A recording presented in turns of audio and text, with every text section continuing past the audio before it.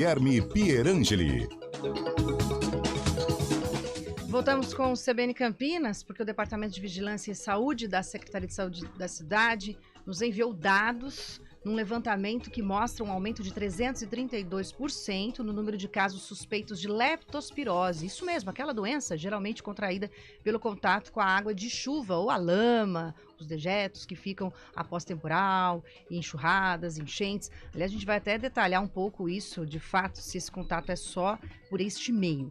Os números foram levantados entre dia 1 de janeiro de 2022 e 23 de fevereiro de 2022, para fazer uma comparação com o mesmo período deste ano, de 2023. Há um ano, Campinas teve 22 casos de leptospirose suspeitos. Neste ano já são 95, sendo que 22 foram descartados, 73 seguem em investigação. Destes pacientes, a maior parte disse sim ter tido contato com água ou lama de enchentes, o que representa 75% dos casos suspeitos.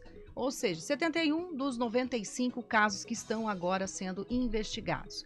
Em 2022, esse número foi um pouquinho menor, 40% dizendo terem sim se envolvido aí com a água ou a lama das enchentes. Para a gente conversar sobre esse assunto, entender os cuidados, até porque o Devisa já emitiu um comunicado alertando a população sobre isso no mês passado, o Dr. Rodrigo Angerame, que é infectologista, está na linha para falar conosco. Doutor, um bom dia.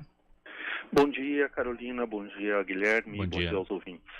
Nós, quando estamos diante de ocorrências de chuva, temporal, enchente, pouco nos lembramos da leptospirose, porque é uma situação de risco, de urgência e, de fato, é bastante perigoso isso. Como é esse contágio, doutor? Esse período de chuvas, ele traz consigo aí todas as tragédias que a gente tem visto do ponto de vista material, do ponto de vista de perdas humanas, e coloca boa parte da população exposta a uma série de riscos, incluindo-se a leptospirose. Lembrar que esse período de chuvas, as inundações podem expor a população a agentes que podem causar hepatites, diarreias, infecções na pele, mas a ressalva em relação à leptospirose é sobretudo em relação ao seu potencial de gravidade.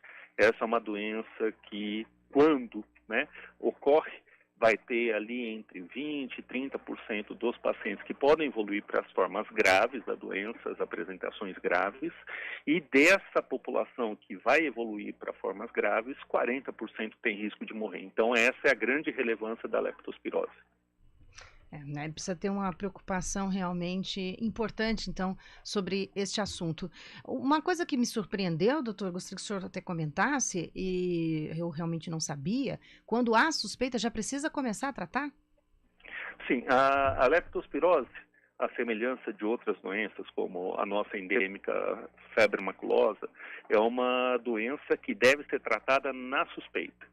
Ou seja, dado esse potencial de evolução para formas graves, e ao fato de que a confirmação laboratorial muitas vezes é tardia, faz com que o profissional da saúde, frente a um caso suspeito, deva introduzir imediatamente o tratamento antimicrobiano. A despeito de ser uma doença potencialmente grave, com uma letalidade elevada naquela população que apresenta as formas graves, quando a suspeita é precoce, o tratamento é iniciado de maneira oportuna, o tratamento pode ser feito, inclusive, de maneira ambulatorial, ou seja, sem necessidade de internação e com antibióticos que estão disponíveis na própria rede SUS. Então, o tratamento de leptospirose deve ser feito na suspeita e, para isso, há o binômio, aquele paciente que se expôs e apresenta sintomas deve mencionar o profissional da saúde que se expôs aos sintomas, às condições de risco, e o profissional da saúde deve ficar atento em perguntar sobre as exposições de risco para que a suspeita seja feita e o tratamento, então, possa ser introduzido oportunamente.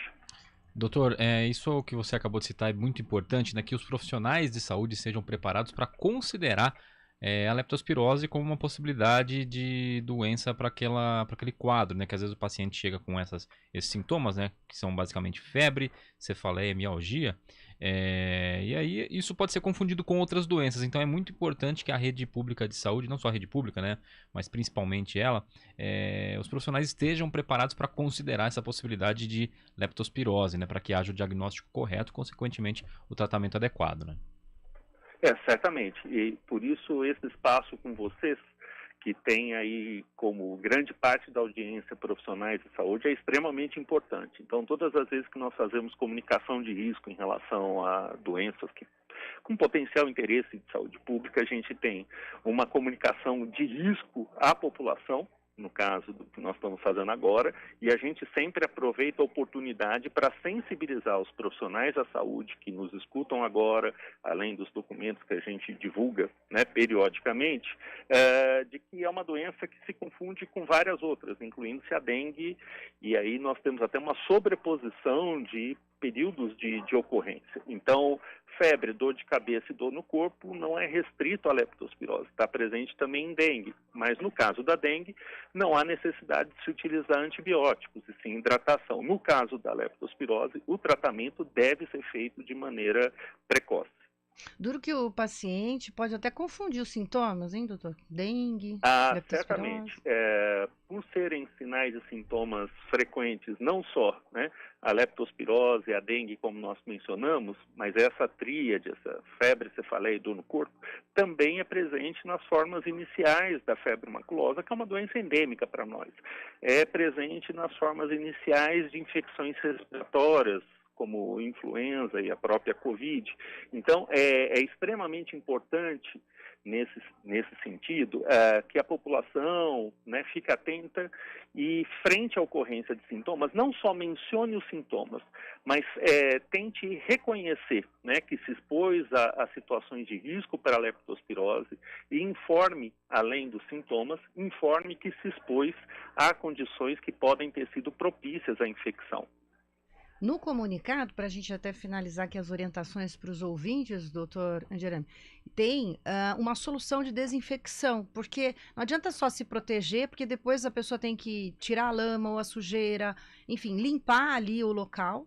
E no comunicado é interessante que, além dos passos que são orientados à população, tem uma solução de desinfecção que a pessoa pode usar água sanitária comprada, inclusive no mercado ou até fornecida pela prefeitura, para poder fazer essa desinfecção. E é um produto que funciona, ele é efetivo? É extremamente efetivo. Então, quando a gente fala na prevenção de leptospirose relacionada a enchentes e inundações, nós temos aquela primeira orientação que é tentar não se expor, né, às águas quando elas estão altas. Obviamente que as tragédias ocorrem e muitas vezes a exposição ocorre. Nesse sentido, vai haver um segundo momento, que é quando as águas baixam e as pessoas acreditam que a lama não tem o mesmo poder de infecção, mas tem. Então, esse processo de higienização implica em se utilizar botas, sacos plásticos, luvas, de forma a proteger as extremidades, né? A desinfecção, ela deve ser feita a partir do hipoclorito. Nas situações de inundações, a própria Defesa Civil tem feito a entrega no momento ou no ato, mas fica a mensagem também para a população de que o hipoclorito pode ser encontrado nas unidades básicas de saúde e, frente à ocorrência de situações como essa de inundação, alagamento, né, a população pode adquirir. O que a gente deixa como mensagem é que durante o processo de desinfecção os cuidados devem ser tomados, ou seja, a lama é infectante também. E outra orientação é que existem apresentações distintas do hipoclorito. Nesse sentido, é importantíssimo verificar qual é a concentração para que possa ser feita a diluição correta. Tá certo, doutor. Muito obrigada pela sua entrevista, esclarecimentos e orientação à população de Campinas e também da região que está nos ouvindo. Eu agradeço pela oportunidade, cumprimento aí pela pauta, que é extremamente importante nesse momento, e deixo aqui meu abraço e saúde aí para todos. Muito obrigada. Infectologista do Devisa, doutor Rodrigo Angerami, aqui no CBN Campinas. CBN, Central Brasileira de Notícias.